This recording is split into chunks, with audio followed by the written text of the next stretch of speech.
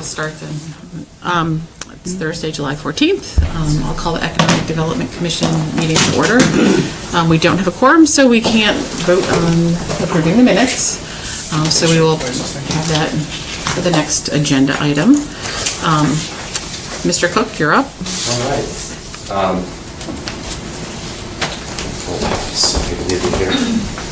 One of the things that's happened in the First Selectman's office is that Thank you. the First Selectman's report, which is delivered during the meeting, has gotten a little bit longer. I think that's fair to say. But if you look towards the back, you will see that there is now a whole section on economic development. So about every couple of weeks, if you don't get this, we send it out through news and announcements, so you should be able to see it. But it's an opportunity just to talk to folks who attend and folks who watch about what's going on with business in the town. So you've got, as you can see in this one, under economic review, they're open for business. You've got the new owners for Peachwave. You've got law offices opening up. Then a description of what's under construction, status of things like Big Y of Hoskins Road, workforce overlay zone issues. And on the horizon, the one thing I'd like to tell you about on the horizon, make sure I don't miss anything, is that Mike Gerard's property the plans were presented to the design review, zoning and planning, and they have been very well received. Mike went out and got some very good talent. They took the downtown charrette parameters quite seriously, and they've done a really neat job. Not to say there won't be additions as they move along, but you're talking about an acreage that is almost 20% of the downtown charrette area in terms of his property alone. And having a great development there could, I think, really jumpstart a lot of other things in downtown Simsbury. So that's good news. Other things that are going on out of town staff in our office include work at the WPCA by Tom Roy and Tony Piazza to make sure that the sewer line capacity and sewer line extension issues are being dealt with up front in a quick manner. We had a presentation at the Board of Selectmen meeting on, Trey, you weren't, was that? Yeah. He's had a long couple of weeks. From Mark Greenberg's property, they're looking for easements to more easily connect with the sewer system. So we've been working with them to support that. But there have been issues for Green Tea, Asian Fusion, EB, Benny's, Brookside, and 571 Hot Meadow Street. The street have been addressed and taken care of. Lisa, I think it was even earlier this week, met with realtor groups and is going to continue to do that. I think that her meeting was with the Caldwell Banker folks, but she's going to continue to meet with our realtors in town to find out what they see as issues. Finally, we've got a new business resource coordinator over at the Simsbury Public Library. That role, if actively engaged, can be hugely helpful to individuals and small businesses in town looking for opportunities. So the new person is Sarah Laudenschlager, who's they did an open house for, I think, at the end of last week, but a neat person, very energetic. So I think we can expect to see some really good things coming out of that. I think that's pretty much the waterfront, given what you've got in the First Selectman's report, and there's a couple of additions. Sarah, am I missing anything? No, we put, both Lisa Gray and I work to provide input to the First Selectman's report, so a lot of that stuff you see. That's very true. Yeah, it's, again, almost everything we're doing now in the economic development fund is collaborative, and so there's very regular contact with Sarah, with Jamie Rabbit, with we've had examples of calls coming into one or the other of us where essentially the whole team is immediately engaged, so we make sure that what the person's asking for, whether it's a development or a potential site. As a matter of fact, we have someone right now that's looking for a potential site for a restaurant. A lot of us are involved in making sure that there's a lot of care and feeding for that. So that's what we're about. Can we get this portion of the economic development update posted in the What's New section on the EDC page on a regular basis? We can actually put, we can sort of take that out and put that in, yeah. That's the other thing I've meant to mention is we were asked by the Simsbury Airport to include them under the travel section of the EDC page, so I did that this week. Okay. Charter revision, I think that's the next piece, and that there was before you go any further, Yep.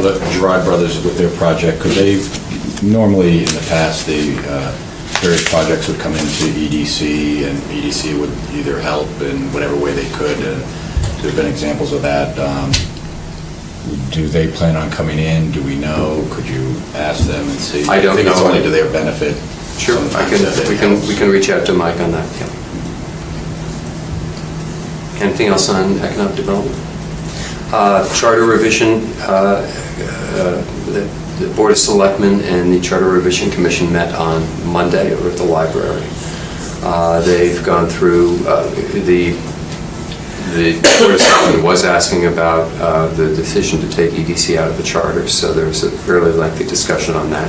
No action was taken on Monday night, but the board's concerns and the Charter Revision Commission's rationale were talked about a fair deal.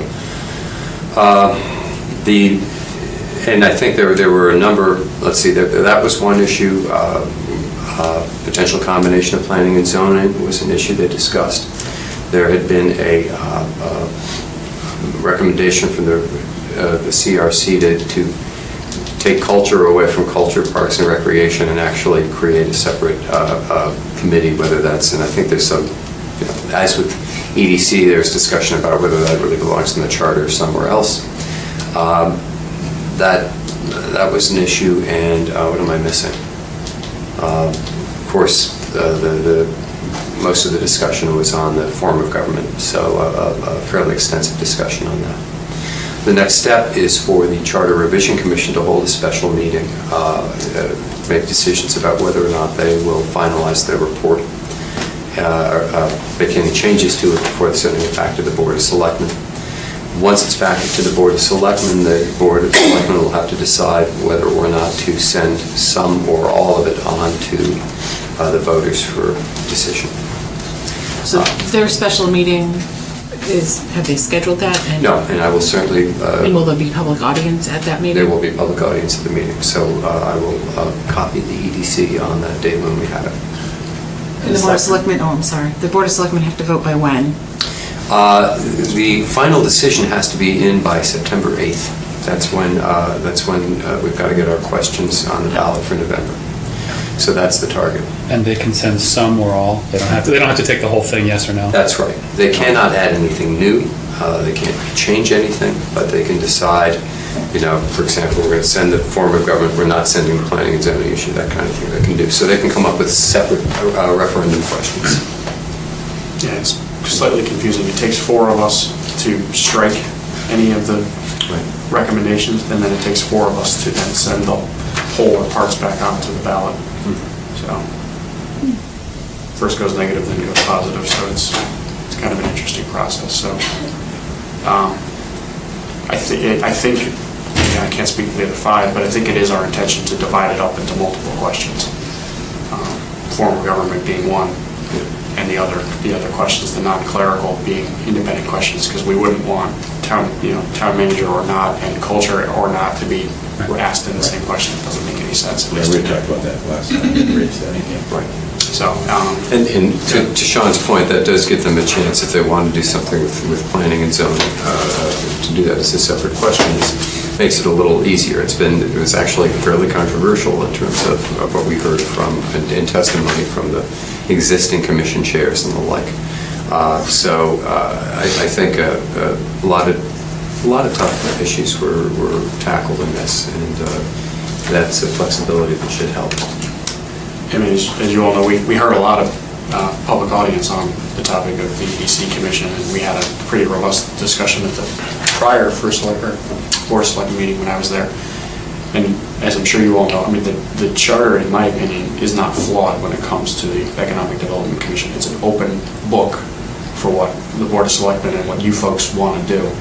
Your mission, your focus, but for state statutes, I think, are the only things that guide you. Outside of that, as Attorney DiCrescenzo said, we can work together to do whatever we want from an economic development standpoint. So I'll tell you, in my opinion, I'm not in favor of taking EDC out of the charter for that reason. I think that we can work together to reform, remap, refocus, whatever we want to use to focus on economic development in this town, versus just doing away with the charter and then maybe creating an ordinance down the road and essentially creating the same thing we already have. So I didn't see the necessity for that, but again, that's just my opinion at this point. And I spoke, although late because I messed up my calendar, at the last Board of Selectmen meeting on behalf of EDC.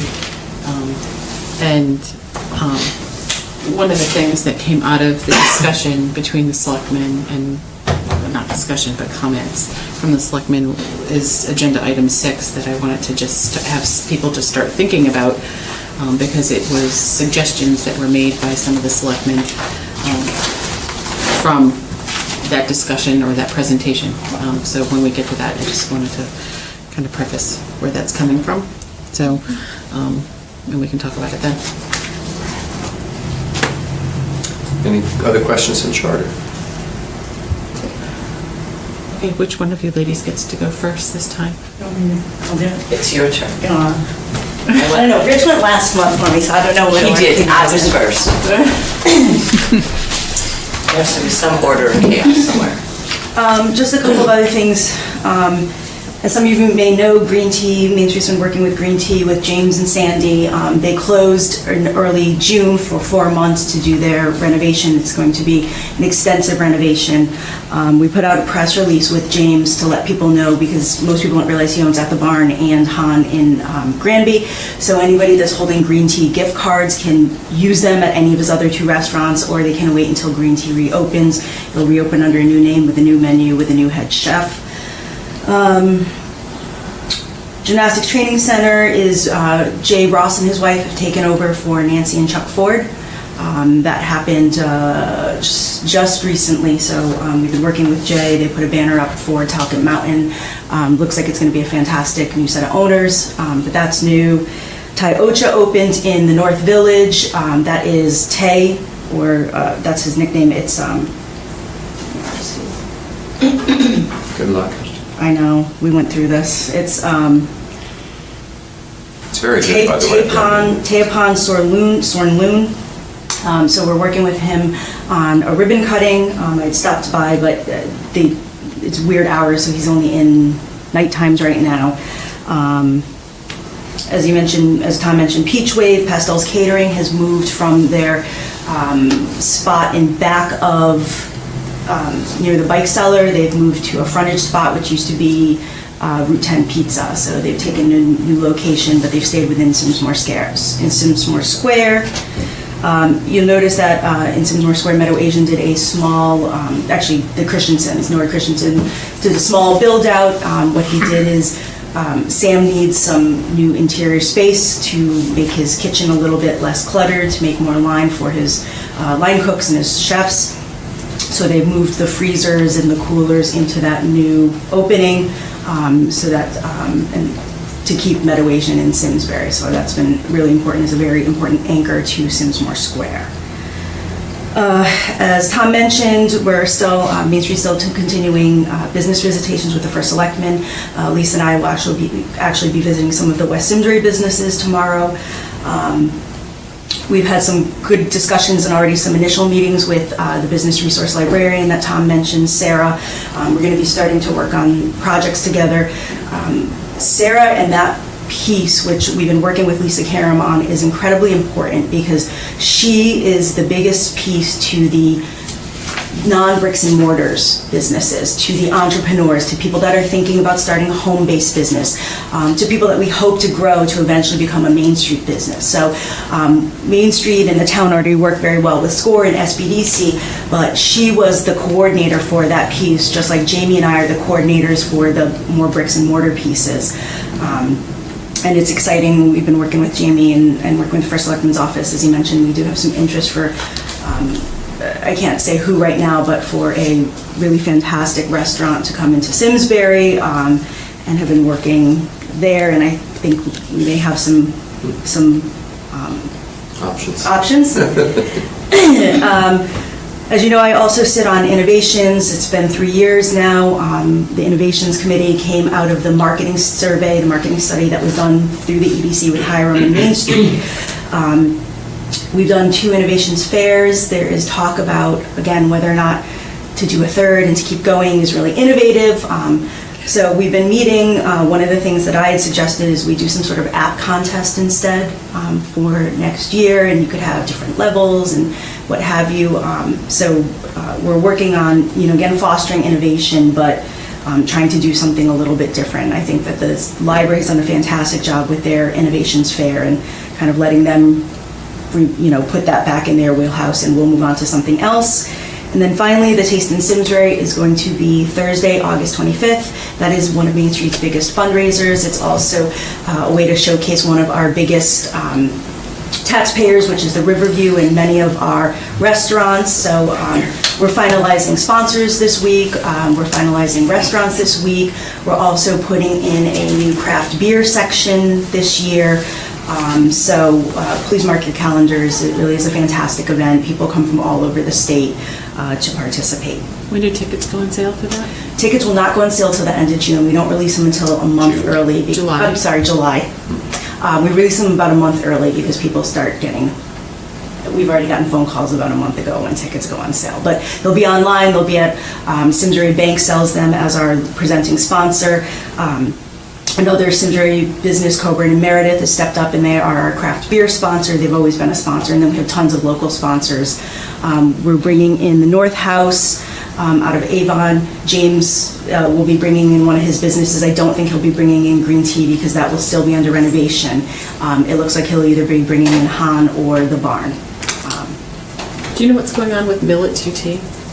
The Millet 2T has closed. They say they've closed for a couple of months.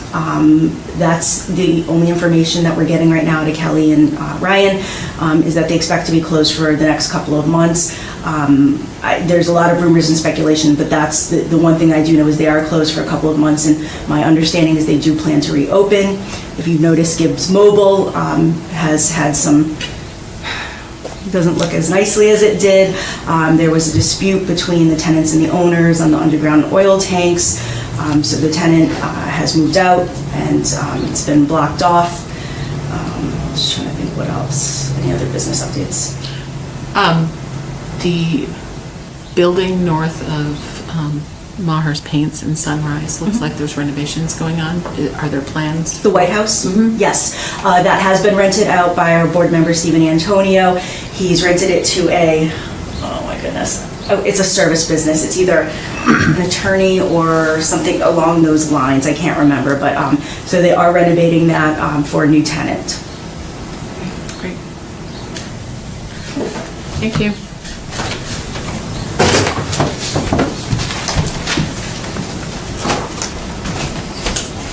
Guess it's me.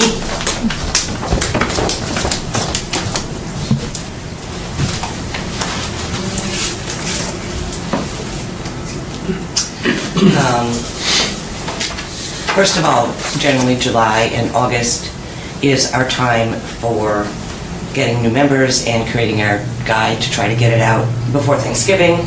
And so we are actively dealing with that, and I'll be working with Sarah a little bit on that in the future. The other thing, that this is also the time that we kick off our 3rd annual Effie Awards. For those of you who don't know, it's our Best of the Valley, and it is specifically and only FEVA members. So we have extended to 20 categories this year. It gives our association members a chance to shine among the Valley supporters and to gain exposure to newcomers. and awards will be presented September 13th at our annual meeting. The survey will be online tomorrow because we begin tomorrow and we go through September 2nd. And of course, every business will have something like this up there in flyers and narratives, and there is indeed time for any new business to get into the survey. It'll be distributed by email to FBVM members, newsletter recipients, available on the website, Facebook. So hopefully everybody will get out there. Last year, Simsbury had 9 winners out of the 19 categories. So it's obviously, in addition to what we're doing to promote it, the members' obligation, I guess, to promote it themselves, to see how many people they can get to vote for their own business and other businesses in Simsbury. We're beginning to plan our annual Historic Sites November lecture and talking about locations. We have great luck at the Ellsworth Center at Simsbury Historical Society, so we're certainly going to try to deal with that. And we're also planning our April bus tour, which is history and information in the Farmington River as it relates to towns. This year was Upper Farmington. Next year's going to be Lower Farmington, so we will be delving into what we can do to highlight Simsbury as one of the stops on that bus tour. To keep you updated on things that FEBA is doing and working with in relationships, Lisa Gray and I still meet once a month to see what we can do to help each other out in terms of events and information. Current promotional emphasis, specific events, right now is Tuckamuck Music Festival, the Triple Crown, Simsbury Summer Theater, and we still do the monthly member Library Chamber, Historical Society, and Simsbury Farms information. The new promotional edition that came out in our office and in the newsletters is with the Friends of Simsbury Farms. I met with Mark Deming, who said, is there some way we can work together? You can promote our events and our fundraisers.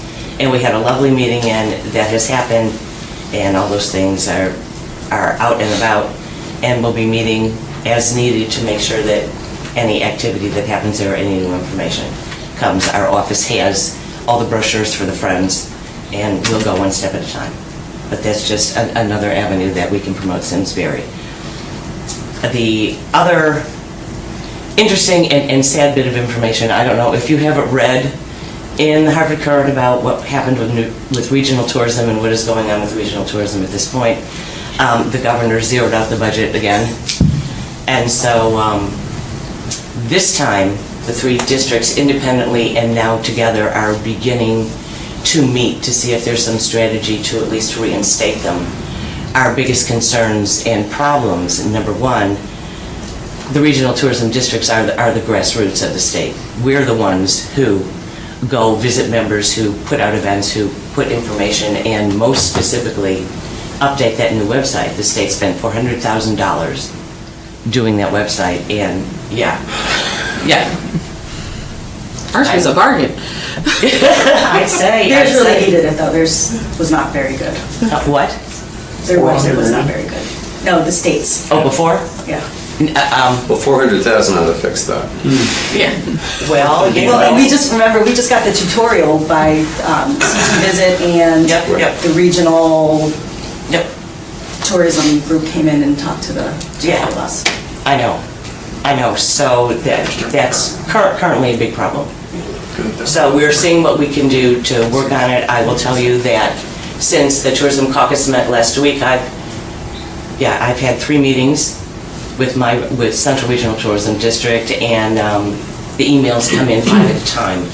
And so we are creating a legislative draft as we speak to see what we can do to at least keep the districts open for a limited amount of time so that we can get all the facts and all the statistics that they may need to try to change this.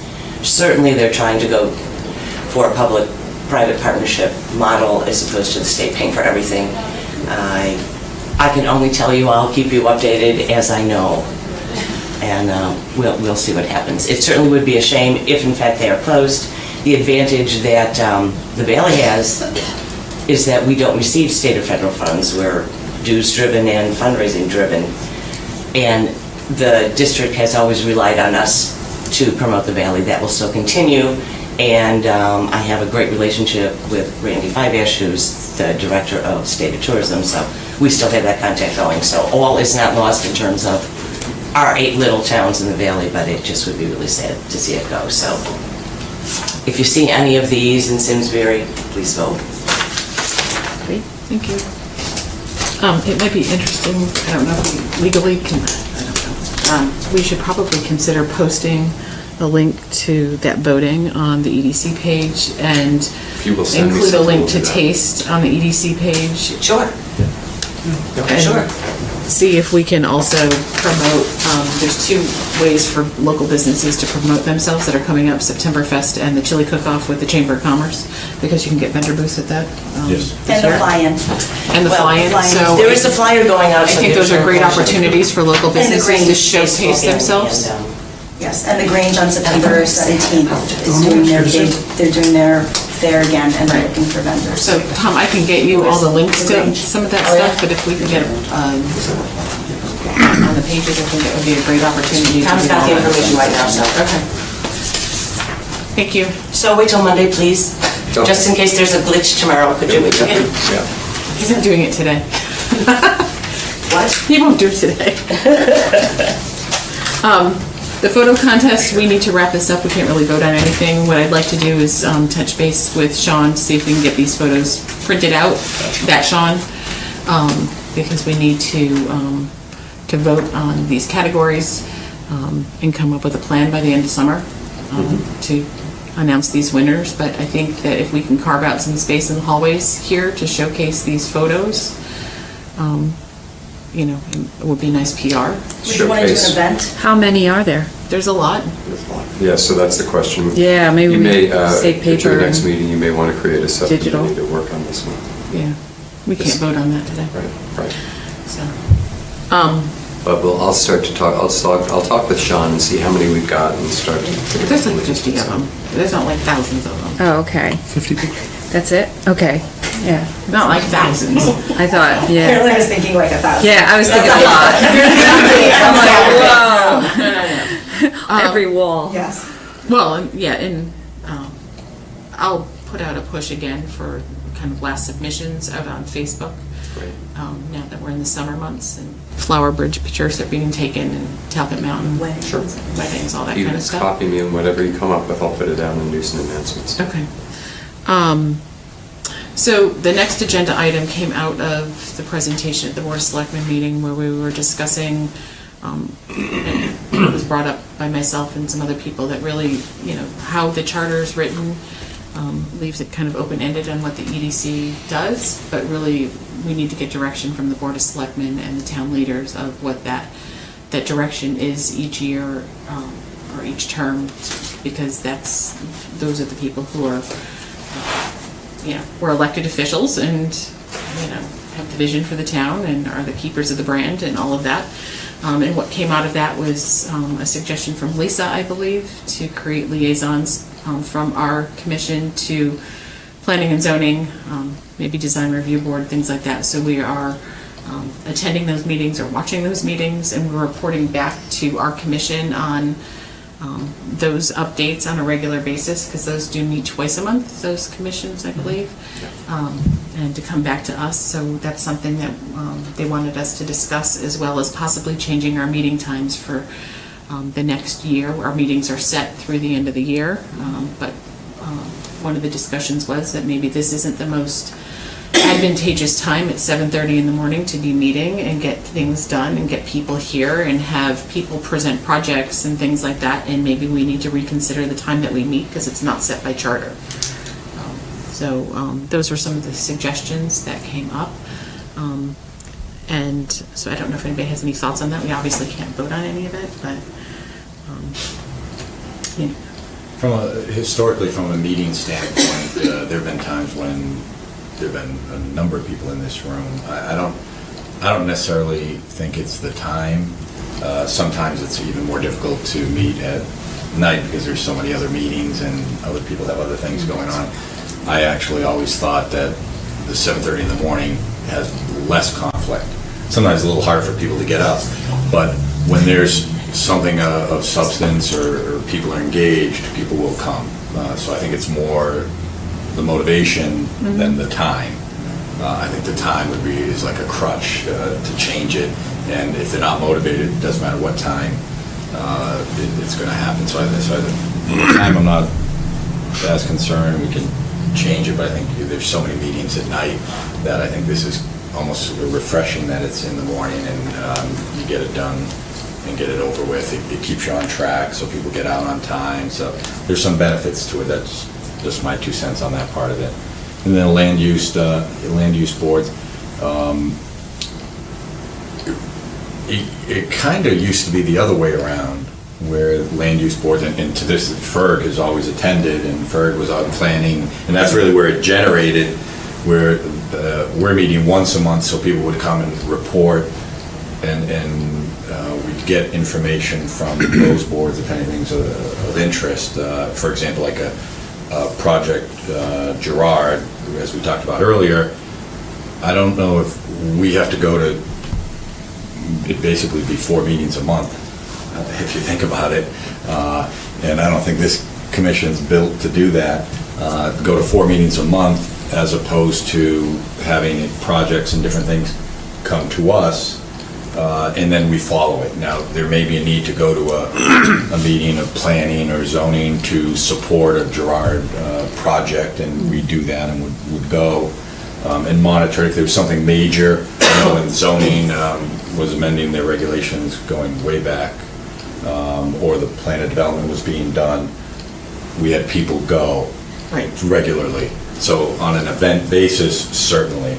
But I do agree with the concept of having more integration with the land boards, absolutely. I just don't know if we, even if we set it up, I don't know how likely it is that 4 meetings a month is quite a bit.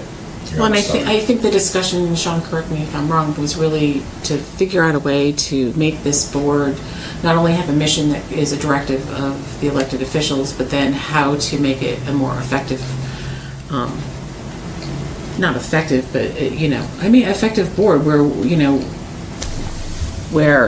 we've got a mission, we've got a vision, there's things that we're doing, things that we're participating in, projects come before us, and really also challenging the chairs of each town committee to, as they're renominating people for positions, looking at skill sets and people who, have an interest in growing the economic base of the town. Yep. Is that... That's entirely accurate, yeah. I mean, I believe your current mission is grow the grand list, right? Right, well, which Yes. is a little ambiguous. Kind of ambiguous, I mean, it's... No, to get up to 20%, Right. to increase that, that's right in that, I think the plan of development and the general mission statement, that's been there for a Right, while. but then, to come up with more specific goals. Right. What does that mean? What does that mean There are... during this term of this Board of Selectmen, and where is that vision? And if you look at how the charters are written for Newtown and Ridgefield, and I'm going to continue using those examples because one has it in their charter, one just added it to their charter, EDC, and they're very specific, more specific missions than ours are, and they have a charge from the Board of Selectmen on what the vision is of the Board of Selectmen and what EDC should be doing to focus on growing the grand list in those towns. So trying to become more collaborative and understanding what the needs are, because we can't do anything if the left doesn't know what the right's doing, and what can we do to help support Lisa and Sarah and the Board of Selectmen, but what do they want us to do? Thing. So this... Yeah, we can't forget in the last 2 or 3 years, I think the Economic Development Commission with the set up a separate task force, but that task force had as much collaboration, had as defined goals, and accomplished an enormous amount, all in 2 years. generating in 2 years a set, really worked out very, very well. Absolutely. So it can be done. We've recently done it. So there's things that we can do once we focus on what it is we want and we set a goal. We did the website. There are things that have been generated from this in the recent past. But I agree that I think we have to find the next group of What's the next hurdle- project? next What's the projects next and- goal? and see what it is and undertake them and move forward. But I think there have been some things that have been done. I agree with being more engaged with the land use commissions, and that's always been economic development, has always tried to do that. And I think we've recommended in the plan of development that the combination of planning and zoning and the more collaboration and all of those things. And that's why I like projects coming in, so they can see our side of it, so that we can let them know how it can benefit the town in different ways, and whether we support it or not support it. I think that's helpful. So I think the collaboration is good. I just don't know if having someone attend all those meetings, I think that'd be a little burdensome. If I could, though, I mean, there are 9 of you, right? Yes. I mean, it's... Is there 9 or 8 right now? There's 8 right now. Theoretically, Theoretically, you there's have 9, 9. you have 9 seats. Yes. It's possible that you guys can share the workload. I think there's 6 of us, and we attend 60 meetings a month, in addition to the Board of Selectmen meetings. So, yeah, again, I'm not suggesting you folks all signed up for that, but, one zoning meeting a month, one planning. I guess the point of our side was to try to get you guys closer to the front end versus getting it after everybody's already seen it. Right. Because now you really can't influence the Girard property necessarily, because it's already happened, right? It's already gone to zoning. Well, the It's other getting- thing is, I mean, we talked about, and the task force talked about streamlining the process, and I understand that you want these groups to come before you, but they have to pay people. I mean, Mike Gerard's a local guy, so he might be able to do it, but otherwise, when Cumberland Farms, when Tom Evans came before you, he paid his architect and he paid his attorney to come here after the fact, and so that's not really streamlining the process versus if one of you were to go to a meeting. They don't all bring their attorneys and engineers. It's not that same.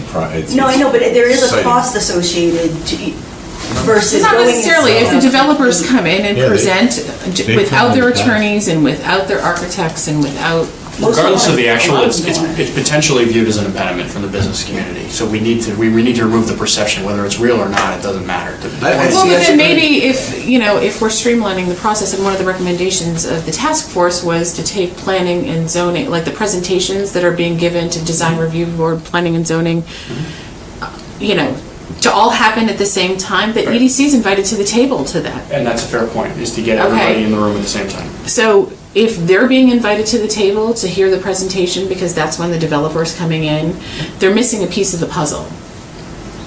But Yeah, the one I mean, that's what- misconception that I think is out there that has never been an issue. I never have had a business owner or developer that was doing a project that felt burdened by coming in to provide us the information that could help them. That has never been a pushback in any projects we've had. We're not asking their attorneys, their engineers, and all that money, and I would agree with you on that. But the developers themselves coming in and presenting a project where we can assist them, write letters for them. In fact, one of the only ones that didn't do it was the Cumberland Farms, and that's the one that was calling on like a Sunday night when the meeting was on a Monday. He never came in, and then realized maybe I should have gone to these people, and he didn't even come in originally. And I think it got turned down the first time, or something happened, and then they came back around and knew they were calling on like a Sunday night. I got a call from this guy at home. But I've never had the business owners not want to come and gain support, and that's what we do. Unless it's a project we don't agree with or we don't vote on, but normally they come looking for that support to help guide them through the process. And we've talked about in the past, I can't think of the term, walking them through, helping them get into the process. Right, facilitating different things, and that's been done with projects in the past when they've run into different issues.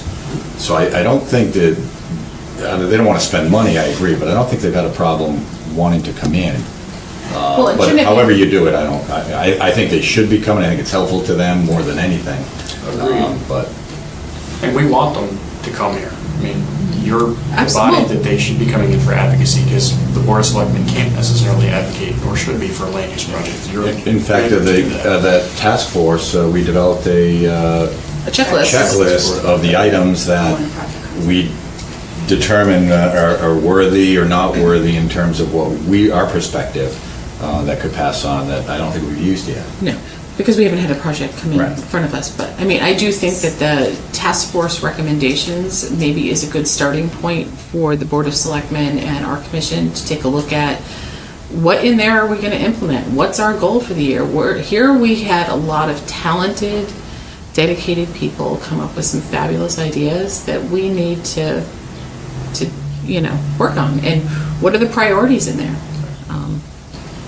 Because we don't want to waste that talent. I mean, I will tell you from the Board of Selectmen side, we don't want to micromanage this or any other commission. I want to be very clear, very careful. I think I speak for the other 5. We want you guys to set your mission and collaborate with us on it, and we'll talk about it. And if there's feedback or there's questions or whatever, we can do that. But, I don't want the 6 of us to say, all right, Chris, you and the EDC are going to do the following. You're going to do this, this, this, and this, because that's not empowering for you folks, and that's not how you've operated for the last, as long as I've been alive. But the point is, I think there needs to just be some better communication, and I admit it, you heard me at the Board of Selectmen, we haven't done a good job of communicating with you guys. We haven't invited you in, we haven't asked you what you think, we haven't asked you what you need, we haven't done a good job with that. And you're one of the few commissions that we can really do that with, so we need to do a better job of communicating with you folks as well. So all of these, Lou, are just suggestions of just trying to get you guys to think about it maybe differently. Maybe it works fine, maybe it doesn't. But to get the developers to want to come in here at 7:30 in the morning and get your stamp of approval and get you part of the process, get you guys on the front end of the land use process so that you're not necessarily hearing about things after the fact. That's really what I think we were trying to drive from our discussion. So. Well, and I think if we, because obviously this is a lot of discussion, that maybe, at one of our meetings, instead of having reports that we have a working meeting where we discuss what our mission is, what our goals are, what we want to take on for the next year, and what do we want to incorporate, what do we want to change, not change. And, maybe our next meeting is a good opportunity to do that because it's before the fall and before, a lot of events and, things like that. And it gets the word out prior to some of these developments starting to go in front of land use boards again. So, I don't know if the ladies would mind not giving an update next month, but We've already discussed it and said. We're fine. but maybe it becomes a working meeting where we can have these discussions. So if the commissioners and we can, I don't know, maybe follow up with an email to the meeting, just as a reminder of things to start thinking about for our next meeting. And there's always special meetings, if there was some issue you wanted, and we could always do that as well. Yeah. Okay. Any other comments on that? Thoughts? No? Right. Any old or new business? Motion to adjourn? Just on this report, can we get that when the agenda goes out? Can you get the report? Sure, Yeah. absolutely. Just so we can see it ahead of time, then it may raise or answer questions. Well, and there should be 2 per month. Lisa's, the first selectman puts out 1 every Board of Selectmen meeting. Okay, so we'll get 2. Yes. for And subscribe, everybody. if you subscribe to the town, because she made me, if you subscribe to the town News and announcements. announcements, it's put out. hers will come directly. Exactly. Oh, okay. It's a rather large attachment. Because it's a big, some months, It July bounces has back. been a very big month, some months will be much smaller, but that's, What one's Because I think a lot of this answers It answers a lot of questions questions, that we yeah. ask along the way. It's with the focus moved to the first selectman's office, at least has taken that very seriously. And it's gone from, it's always been helpful, I think, to have the names and dates of things that are coming up, but it's a good way just to start tracking, and it's, as Sarah says, it's done every 2 weeks, so it keeps us on our toes. well, and with Stephanie Reef leaving. I was or gonna left, just say Stephanie's gone. That's new Stephanie's business. left and is taking a position with Westminster, so this becomes an easier way, we figured, to coordinate everything that was still hanging. And you said, you had mentioned you're reevaluating what the job description is for? We've had, the other big change, of course, is the Sean moving over to the Director of Finance position. And as the picture changes here a bit, there's increasing demands in the Finance Department and there will be, particularly with the state doing what it's doing these days. We want to make sure that there's enough support over in the Finance Department. So I'm looking at Sean's old job description, Eric Gomes' job description in the benefits area, and Stephanie's, and a couple of others, just to see What was part she hers? doing. She was a communication specialist, part-time. And it's not likely to change very much, but as we're doing this, I wanted to take a pretty global approach to what's going on in the First Selectman's office. Motion to adjourn? Can't? You can't. You can say thank you very I much. can't, thank you very much. I can't do anything. Awesome day. Get coffee, more of it. Yes. Yes.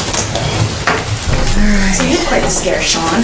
Yeah. It's not a fun Monday. But everything's back. She's feeling Oh, good. yeah. So she's allergic to eggs. Yep. Yeah, so that was a fun email, right?